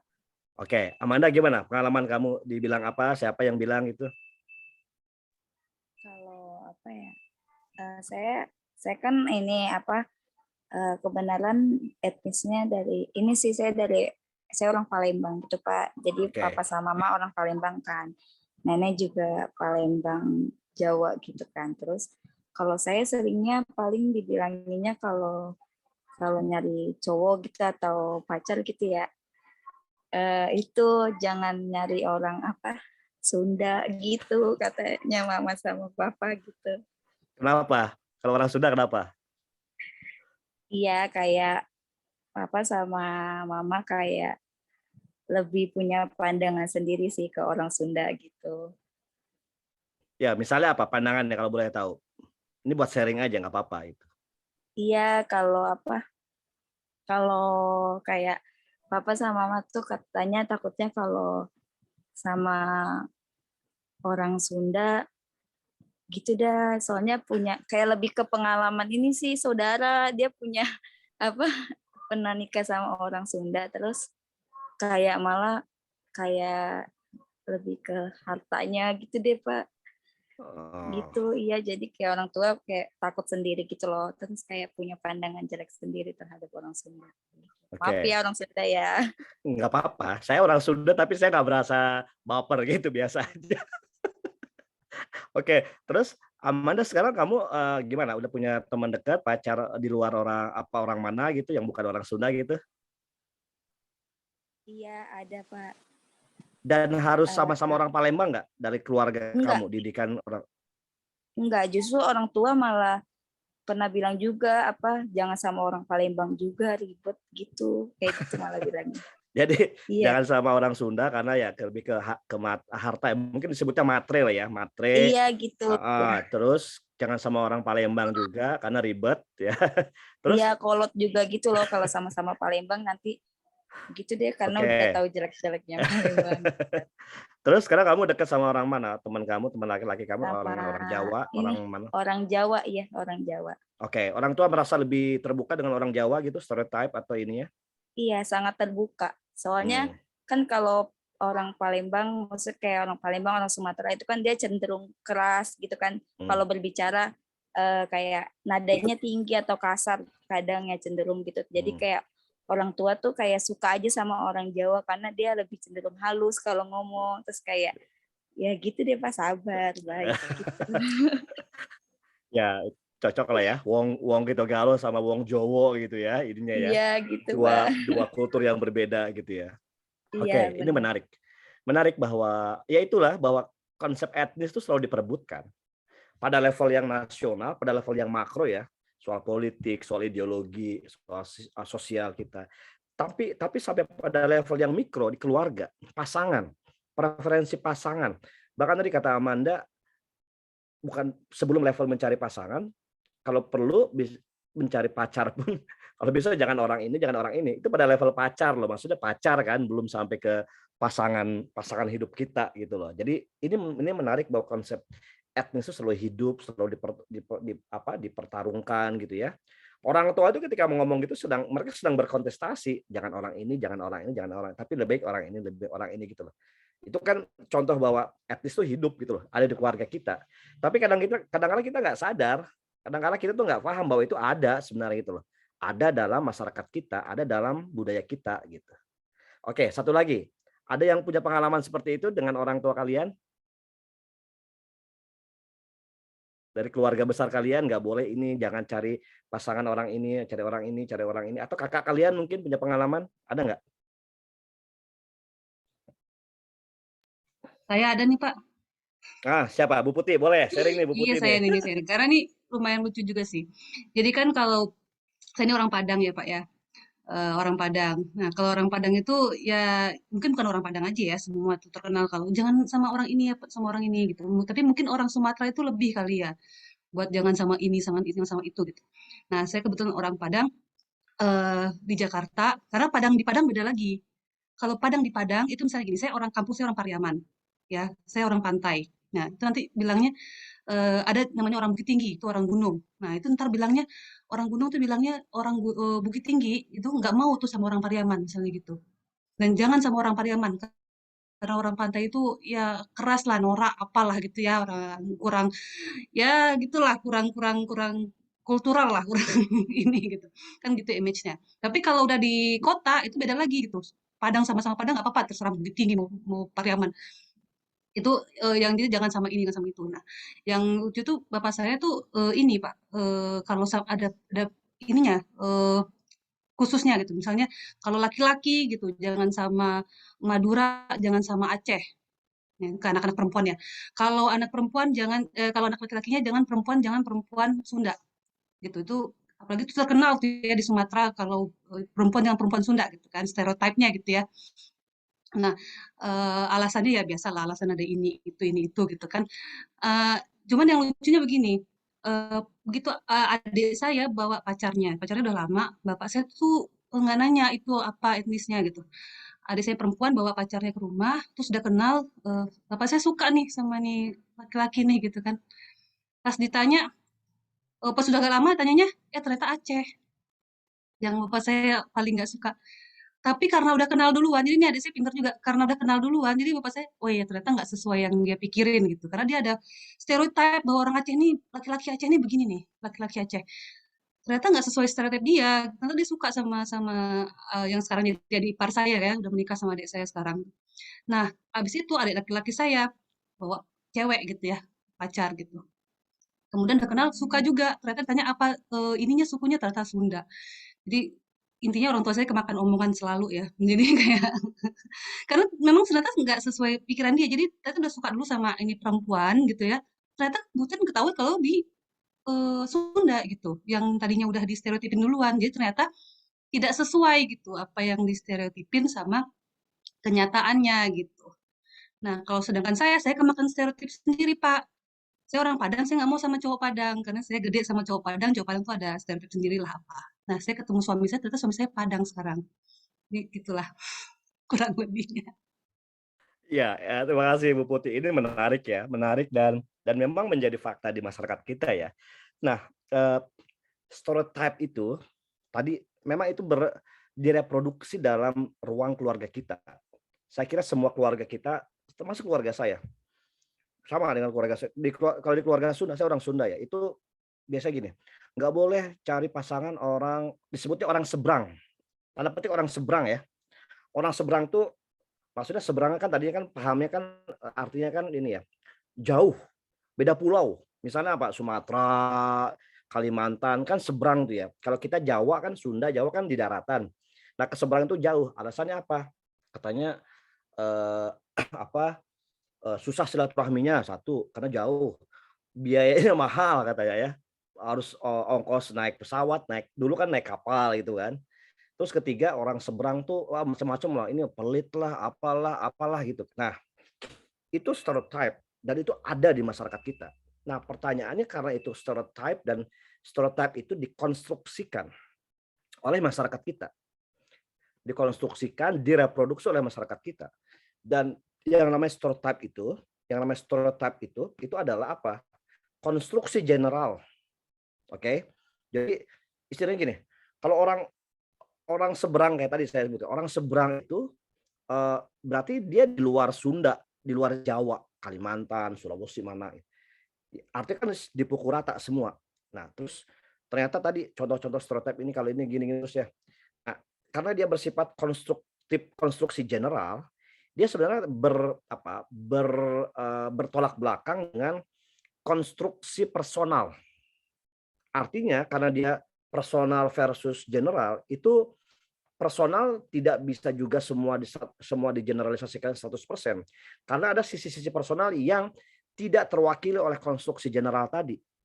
Artinya stereotip itu secara general mungkin konstruksi masyarakat, tapi secara personal itu mungkin berbeda.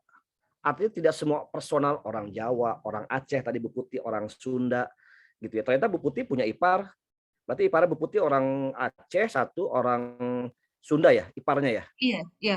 Dua. Dan itu tadi contohnya bahwa oleh bapaknya, oleh ayahnya Bu Putih, berarti mereka orang Aceh sama orang Sunda tersebut mereka diterima ya, welcome ya. Iya, ya. Karena udah kenal duluan Pak, baru tahu Pak. Ya, meskipun konstruksi awal ayah Bu Putih kan nggak boleh sama orang Aceh, nggak boleh sama orang Sunda gitu kan. Tapi dalam perjalanan komunikasi, dialog, interaksi gitu kan, jadi ayah Bu Putih suka gitu ya dengan perilaku mungkin ya, perilaku kesopanannya mungkin kan dari calon mantunya orang Aceh, calon mantunya orang Sunda, dan akhirnya mereka welcome, menerima. Artinya kan kemudian sebenarnya konstruksi general stereotype orang Aceh, orang Sunda, dia berantitesis dari sikap personal dari iparnya Bu Putih orang Aceh sama orang Sunda tadi gitu, karena diterima baik. Dan tadi kata Bu Putih, ayahnya Bu Putih suka dengan perilakunya dua calon dua menantunya itu ya awalnya ya gitu ya. Gitu. Dan artinya sebenarnya juga kalau stereotip itu konstruksi masyarakat, juga sebenarnya bisa kita lihat secara lebih spesifik ya. Apakah mewakili kesemuanya atau enggak gitu loh. Kalau misalnya orang Sunda tuh begini, orang Jawa tuh begini, seterusnya gitu loh. Nah, itu contoh ya gitu. Sama misalnya orang Jawa sama tadi kalau laki-laki kata Bu Putih, kalau perempuan Sunda nih contohnya ya. Mungkin di tempat yang lain di kalian juga ada. Kalau perempuan Sunda dapat suami orang Jawa itu bagus katanya. Nah, ini yang saya pelajari ya. Tapi kalau cowoknya Sunda dapat istri perempuannya orang Jawa itu nggak bagus. Jadi saya orang Sunda. Kalau saya istri saya orang Jawa itu nggak bagus katanya. Nggak bagusnya apa? Rizkinya akan susah gitu kan. Macam-macam lah. Pokoknya udah kayak doktrin ya. Doktrin keluarga. Kamu nggak boleh cari istri orang Jawa katanya. Nanti rezekinya susah. Hidup kamu melarat.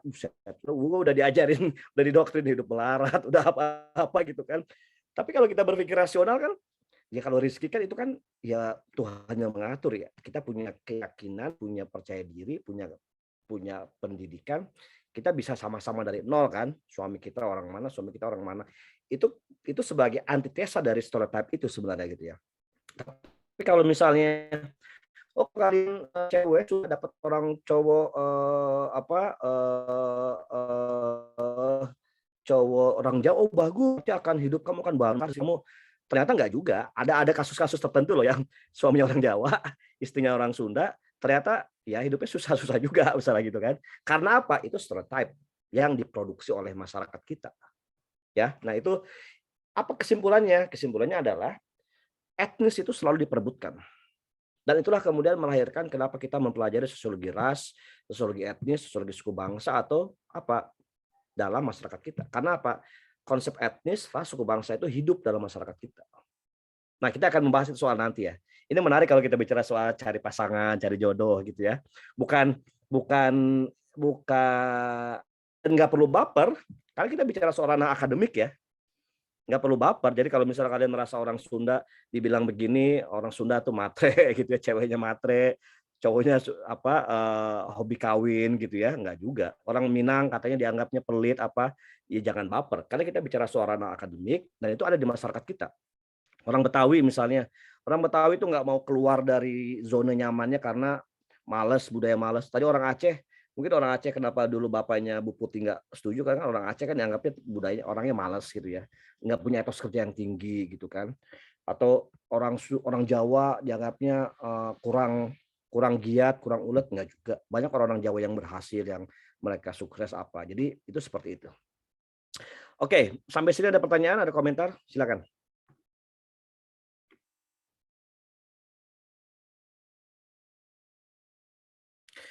Jadi nanti RPS akan saya rapihkan, minggu depan akan saya share dan termasuk panduan tugasnya, tugas UAS. Jadi kita udah siap dari awal ya tugas UAS kalian.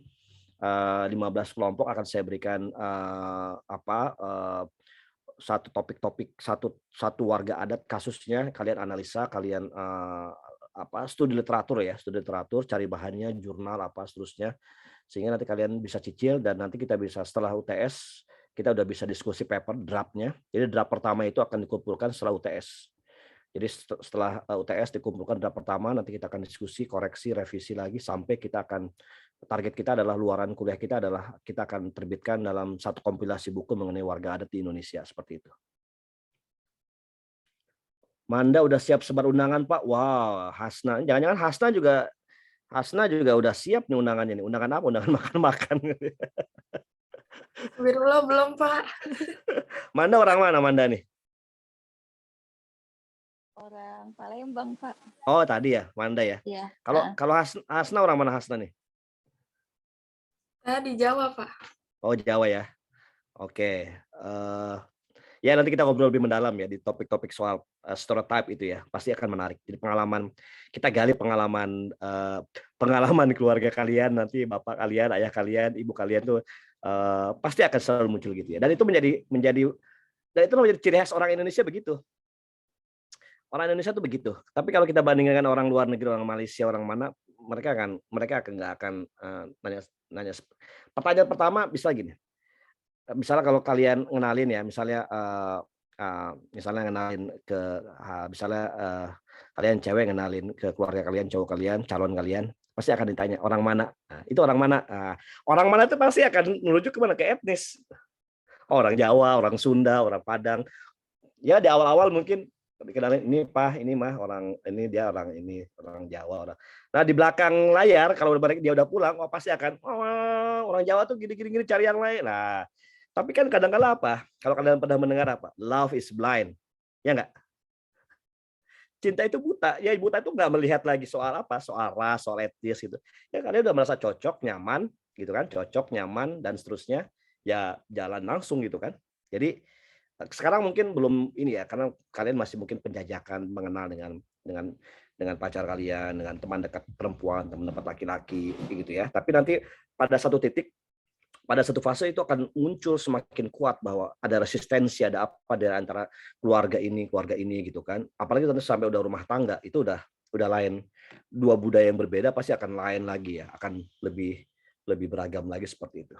Oke, ada pertanyaan sampai sini? Bu Putih ada tambahan nggak? Silakan setelah tadi cerita tentang pengalaman keluarganya. Nggak ada sih, Pak. Nggak ada ya? Oke. Saya kira itu dari saya, teman-teman, hari ini terima kasih.